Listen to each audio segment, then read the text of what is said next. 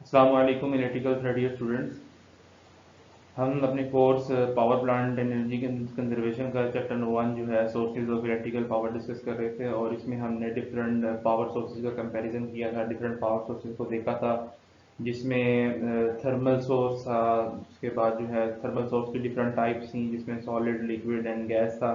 फिर gas fuel से solid fuels, उन सबकी एडवांटेजेस एंड डिसएडवांटेजेस, और किसको यूज़ करने से कौन सा इकोनॉमिकली फिजिबल है, कौन सा इकोनॉमिकली चीप होगा। ये सारी चीज़ें जो है हम डिफरेंट सोर्सेज को पढ़ रहे हैं, डिस्कस कर रहे हैं और कंपेयर कर रहे हैं।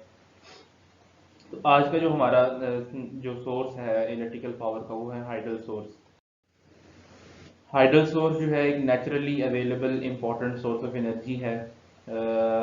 हाइडल सोर्स जो है वो कैसे यूज़ किया जाता है, और हाइडल सोर्स बेसिकली होता क्या है। आप रिवर्स के ऊपर जो है कुछ पॉइंट्स ऐसे हैं जहाँ पे आप वाटर के लेवल को रेज करते हैं।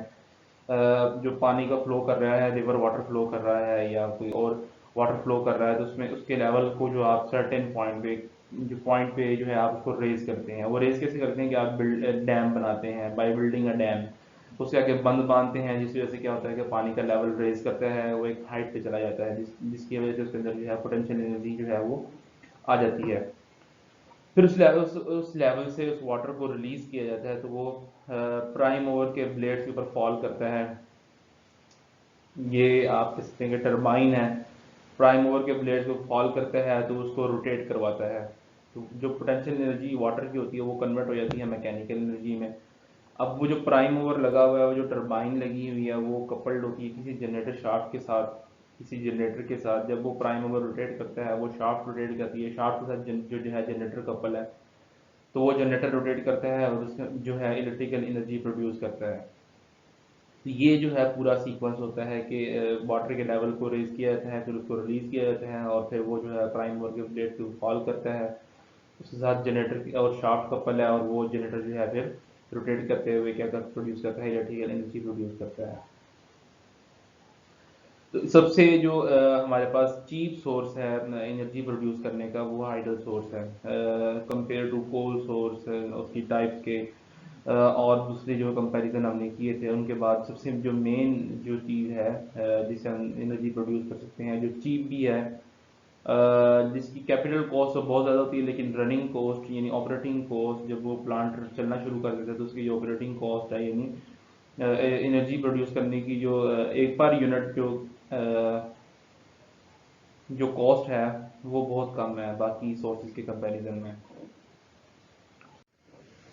एडवांटेजेस, जब वाटर लेवल जो है आप रेज कर देते हैं, आपको वाटर लेवल जो है बहुत ज़्यादा चाहिए, वाटर की जो क्वांटिटी जो है बहुत ज़्यादा चाहिए, तो बेस्ट सोर्स है ये पावर का। जैसा कि मैंने पहले आपको बता दिया कि कैपिटल कॉस्ट ज़्यादा होती है, लेकिन ऑपरेटिंग और वर्किंग कॉस्ट जो है बहुत कम है। कैपिटल कॉस्ट ये है कि आपको जो है प्लांट को इंस्टॉल करने में, उसकी कंस्ट्रक्शन में, उसमें काफ़ी टाइम लगता है, 4 से 5 साल, बल्कि इससे ज़्यादा भी जो है वो टाइम लग जाता है। और फिर उसके बाद जो है उसमें जो उसकी कंस्ट्रक्शन जो रिक्वायरमेंट्स हैं, फिर लैंड जो एक्वायरमेंट है, तो ये सारी चीज़ें फॉलो करते हुए जो कैपिटल कॉस्ट होती है, जो उसकी इंस्टॉलमेंट कॉस्ट है, जब प्लांट इंस्टॉल कर रहे होते हैं, जो इनिशियल जो हमारे पास पैसे है वो बहुत ज़्यादा है। उसके बाद जब लेकिन जब प्लांट जो कंस्ट्रक्ट हो जाती है, उसकी कंस्ट्रक्शन हो जाती है, जब वो ऑपरेट करना शुरू कर देता है, तो उसकी जो कॉस्ट है वो कम हो जाती है, क्योंकि सिर्फ आपको फिर वाटर चाहिए और जो आपकी मशीनरी है वो यूज़ होगी। एक्स्ट्रा कॉस्ट कोई इसमें आपको फ्यूल की, क्योंकि फ्यूल तो नेचुरली अवेलेबल है, वाटर है वो आपने उसको जो है ऑलरेडी वर्किंग कर ली है इसके ऊपर। फिर ये कि जो इसमें पोल्यूशन प्रॉब्लम नहीं है, क्योंकि वाटर यूज़ हो रहा है, कोई एयर पोल्यूशन नहीं है इसमें, कोई नॉइज़ पोल्यूशन नहीं है, उसके अलावा कोई स्मोक नहीं है। और सबसे जो बड़ी बात है कि ये रिलायबल है और ड्यूरेबल है। बहुत देर तक जो है ये सिस्टम, जो हमारे पास जो हाइड्रो इलेक्ट्रिक पावर स्टेशन होते हैं बहुत देरपा होते हैं, बहुत रिलायबल होते हैं, इनकी मेंटेनेंस जो है बहुत कम होती है, लेस मेंटेनेंस रिक्वायर होती है, तो ये सबसे जो ज़्यादा एडवांटेजेस इनके जो हैं वो हमारे पास अवेलेबल है। तो नेक्स्ट सोर्स जो है हमारा वो न्यूक्लियर सोर्स है। न्यूक्लियर सोर्स जो है हम कैसे यूज़ करते हैं कि कब किसी रेडियो एक्टिव एलिमेंट, जो अनस्टेबल रेडिएटिव एलिमेंट्स हैं, जैसे यूरेनियम है, थोरियम है, प्लूटोनियम है, आप उसको कंट्रोल्ड फिशन में ब्रेक करने से एक लार्ज अमाउंट ऑफ एनर्जी जो है वो रिलीज होती है। उस एनर्जी को अगर हम यूज़ करें for converting water into the steam, water को जब स्टीम में कन्वर्ट कर लेंगे तो हीट प्रोड्यूस होगी, उस स्टीम से जो है आप कुछ भी वर्किंग करवा सकते हैं। तो जो हमारा मेन पर्पस होता है इसमें कि कंट्रोल्ड फिशन करवाई जाए, कंट्रोल्ड फिशन करवाई जाए, क्योंकि जब अनकंट्रोल्ड फिशन होगी तो उससे क्या होगा कि वो तो एक एटॉमिक बॉम्ब का स्ट्रक्चर बन जाता है। तो हमें जो है उसमें क्या चाहिए, कंट्रोल्ड फिशन चाहिए। कंट्रोल्ड फिशन से जब एनर्जी प्रोड्यूस होती है तो उसको फिर जो है हम क्या करते हैं कि वाटर को स्टीम में कन्वर्ट करते हैं, हीट में कन्वर्ट करते हैं, और वो जो हीट है वो फिर हमारे लिए फ़ायदेमंद होती है। फिर उसे हम जो है वो अपने टरबाइन को रोटेट करवाते हैं, टरबाइन को रोटेट करवाने के बाद जो है वो आगे वही प्रोसेस जो हमने थर्मल में पढ़ा था कि आगे उसका जो है जनरेटर एक शाफ्ट कपल है और जनरेटर जो है रोटेट करता है और क्या होती है, एनर्जी प्रोड्यूस होती है। तो इसमें जो न्यूक्लियर में है वो ये कि अगर आपके पास स्मॉल क्वांटिटी है फ्यूल की और इससे आप जो है एक लार्ज क्वांटिटी एनर्जी की प्रोड्यूस कर सकते हैं। ऐसे इसको आप ऐसे कंपेयर कर सकते हैं कि जैसे एक 1 किलोग्राम यूरेनियम की जो एनर्जी प्रोड्यूस होगी और जो 1 टन कोयले की जो एनर्जी होगी वो तकरीबन इक्वल होते हैं। मैं आपको कंपेयर करके बता रहा हूँ कि आप इमेजिन करेंगे इसकी क्वांटिटी कितनी कम है, उसकी क्वांटिटी कितनी ज़्यादा, और इनकी अमाउंट ऑफ एनर्जी जो है वो क्या इक्वल है।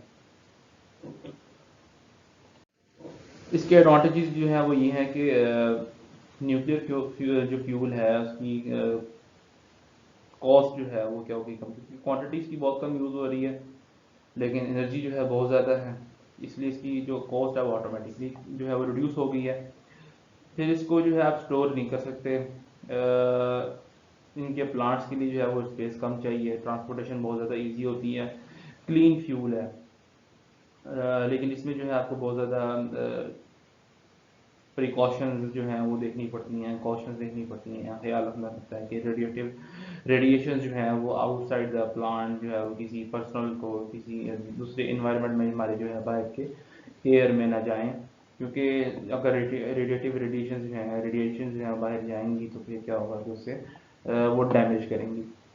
पर यूनिट कॉस्ट जो है वो मैंने आपको बता दिया कि ऑलरेडी कम हो जाती है, क्योंकि बहुत कम फ्यूल जो है वो यूज़ करके हम बहुत ज़्यादा एनर्जी प्रोड्यूस कर सकते हैं। रिलायबल सोर्स है। दूसरी जो इसमें सबसे बड़ा डिसएडवांटेज जो है वो ये कैपिटल कॉस्ट जो है बहुत ज़्यादा हाई है। रॉ मटेरियल जो है वो लिमिटेड है, हमारे पास बहुत ज़्यादा रॉ मटेरियल अवेलेबल नहीं है, क्योंकि जो एलिमेंट्स जो है रेडिएट एलिमेंट्स जो हैं जो हमने बताए अभी आपको, यूरेनियम रेडिएट एलिमेंट्स जो हैं, थोरियम, प्लूटोनियम, ये इनकी माइनिंग होती है और हमारे पास जो है पाकिस्तान में इनकी क्वांटिटी बहुत कम है। फिर जो दूसरा मेन प्रॉब्लम ये है कि आपको इसको जो है डिस्पोज करना पड़ता है, यानी जब आप उससे एनर्जी प्रोड्यूस करवा लेते हैं तो फिर आपको उसको डिस्पोज ऑफ करना पड़ता है, जिसका जो प्रॉब्लम जो है वो यहाँ पे बहुत मेन है, क्योंकि वो जो एक डिस्पोजल जो हो चुका है, जो यूज़ हो चुका है एलिमेंट, उसके अंदर से कॉन्टीन्यूसली रेडिएशन जो है वो एमिट होती रहती हैं और वो आपको जो सिस्टम है, आपके एनवायरनमेंट है, आपके जो लोग हैं उनको डैमेज करती हैं। और इसको हैंडल करने के लिए जो आपको वेल ट्रेन स्टाफ चाहिए होता है, कंस्ट्रक्शन टाइम भी ज़्यादा है इसका, और ये इकोनॉमिकल तब होता है जब आप इसको बेस लोड के साथ, यानी बेस लोड यानी आप किसी और प्लांट के साथ इसको यूज़ करें, यानी जब आपको पीक आवर में जो है आपकी जो बेस पावर प्लांट है वो रिक्वायरमेंट आपकी पूरी नहीं कर पा रहा, तो फिर आप इसको अपनी रिक्वायरमेंट पूरी करने के लिए बेस लोड के तौर पे साथ जो है उसके साथ यूज़ करें।